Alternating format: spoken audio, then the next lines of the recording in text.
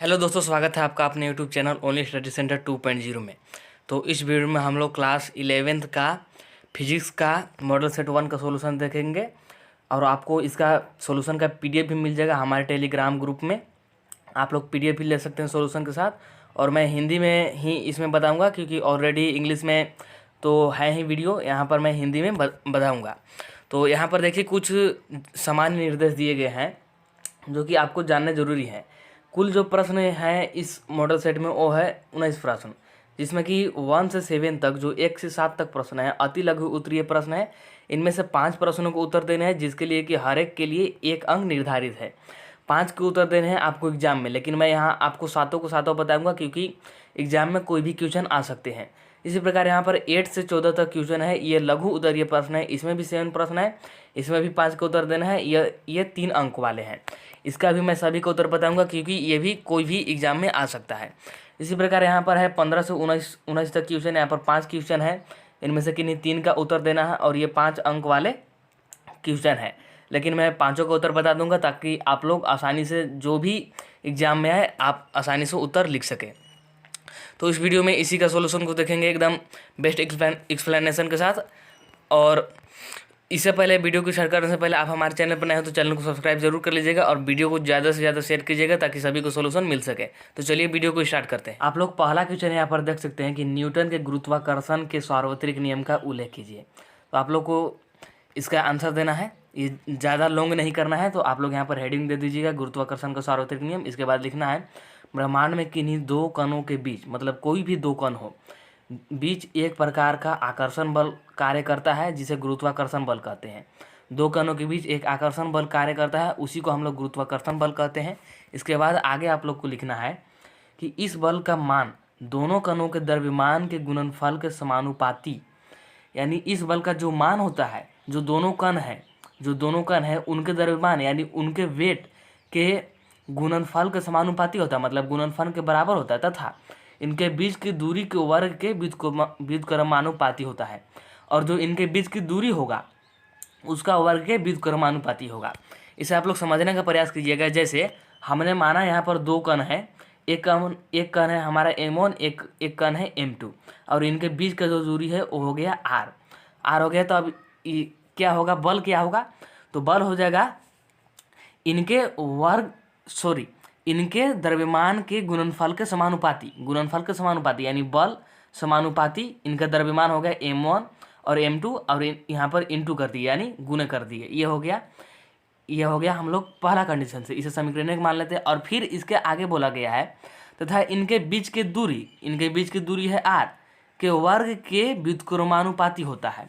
यानी यहाँ पर क्या हो जाएगा, इनके बीच की दूरी r के वर्ग के व्युत्क्रमानुपाती, याद तो यहाँ पर लिख दिए 1/r²। ये हो गया व्युत्क्रमानुपाती। इसे आप लोग समीकरण 2 मान सकते हैं। और समीकरण 1, 2 से जब चलेंगे तो हो जाएगा यहाँ पर f समानुपाती m1 इंटू m2/r, क्योंकि यहाँ पर हम लोग समीकरण 1, 2 से बराबर कर दिए हैं। इसके बाद अब यहाँ पर समानुपाती का चिन्ह हटेगा तो एक नियतांक आएगा जो कि बड़ा जी हो जाएगा। तो a बराबर हो जाएगा बड़ा जी m1 इंटू m2/r, जो कि g नियतांक है। और इसका जो मान होता है सभी जगहों पर समान रहता है, नियत रहता है, कभी भी घटता बढ़ता नहीं है ब्रह्मांड में कहीं भी ले जाने पर। इसके बाद आगे चलते हैं तो दूसरा नंबर यहाँ पर जो आप लोग का क्वेश्चन है कि पूछा गया है कि छोटा जी और बड़ा जी के बीच अंतर लिखिए। इन दोनों के बीच अंतर लिखना है। तो आप लोग को एक तरफ लिख देना है छोटा जी, एक तरफ बड़ा जी, और उनके बीच अंतर लिखना है। तो पहला हो जाएगा गुरुत्वीय त्वरण, यानी छोटा जी होता है ये गुरुत्वीय त्वरण होता है, जबकि जो बड़ा जी होता है ये गुरुत्वाकर्षण नियतांक होता है। और छोटा जी का जो मान होता है वो होता है 9.81 मीटर प्रति मीटर स्क्वायर, और जो बड़ा जी का मान होता है 6.67 इंटू 10⁻⁻11 न्यूटन प्रति किलोग्राम स्क्वायर। ये होता है इसका मान। और एक अंतर और लिख सकते हैं आप लोग कि जो छोटा जी का मान होता है इसका भिन्न भिन्न स्थान पर भिन्न भिन्न मान होता है। जैसे चंद्रमा पर कुछ और होगा, पृथ्वी पर कुछ और होगा, इस प्रकार से। लेकिन जो बड़ा जी होता है ये सभी जगहों पर नियत रहता है। आप लोग ब्रह्मांड में इसे कहीं भी ले जाइए, इसका मान नियत ही रहेगा, घटेगा बढ़ेगा नहीं। इसके बाद आगे चलते हैं तो 3 नंबर वाला क्वेश्चन है यहाँ पर कि प्रतिबल के प्रकार लिखिए। प्रतिबल कितने प्रकार के होते हैं, तो प्रतिबल 2 प्रकार के होते हैं। कौन कौन से, पहला हो गया अभिलंब प्रतिबल, दूसरा हो गया अपरूपण प्रतिबल। यह हो गए इसके दो प्रकार। इसके बाद आगे चलते हैं तो चौथा नंबर यहाँ पर क्वेश्चन है, देख सकते हैं कि वर्षा की बूंदों का आकार गोलाकार क्यों होता है। आप लोग देखेंगे कि वर्षा के बूंद गिरते हैं तो वे गोलाकार होते हैं, तो गोलाकार ही क्यों होते हैं इसका कारण हम लोग को बताना है। तो वर्षा की बूंदों का आकार पृष्ठ तनाव के कारण गोला होता है। जो गुरुत्वाकर्षण तनाव है, पृष्ठ का तनाव है, उसी के कारण इसका आकार गोला होता है। इसके बाद आगे चलते हैं तो यहाँ पर पाँचवा नंबर क्वेश्चन है कि समतापीय और यहाँ पर देख सकते हैं कि समतापीय और रुद्धोष्म प्रक्रिया में क्या अंतर है। समतापीय और रुद्धोष्म प्रक्रिया में क्या अंतर है, तो आप लोग एक तरफ लिख दीजिएगा समतापीय, एक तरफ लिख दीजिएगा रुद्धोष्म। इसके बाद अंतर लिखते हैं तो पहला अंतर हो गया कि ताप नियत रहता है। जो समतापीय अभिक्रिया होता है इसका ताप नियत रहता है। आप लोग इसका अवस्था बदलिएगा, जैसे ठोस से द्रव, तो इसका ताप नियत रहता है, मतलब ताप जो था वही रहेगा। और जबकि रुद्धोष्म है इसका ताप नियत नहीं रहता है, इसका ताप घटता बढ़ता है। इसके बाद आगे जो है दूसरा का कि ऊष्मा का आदान प्रदान होता है, मतलब समतापीय प्रक्रिया में ऊष्मा का आदान प्रदान होता है, जो कि रुद्धोष्म प्रक्रिया है इसमें ऊष्मा का आदान प्रदान नहीं होता है। जैसे यहाँ पर एक एग्जाम्पल मैंने दिया, आप लोग समझिएगा। ये समतापीय का उदाहरण है कि जैसे है बर्फ को हम लोग गुप्त ऊष्मा दिए तो ये बन गया पानी। यानी पहले था ठोस अवस्था में था, इसके बाद ये बन गया तरल अवस्था। मतलब यहाँ पर अवस्था में परिवर्तन तो हुआ, लेकिन बर्फ भी ठंडा था और पानी भी ठंडा है। पानी यहाँ पर गर्म नहीं हुआ, सिर्फ तरल हुआ है। यानी बर्फ ठोस था, यहाँ पर तरल हो गया है, मतलब यहाँ पर इसका टेम्परेचर नहीं बदला है, टेम्परेचर नियत है।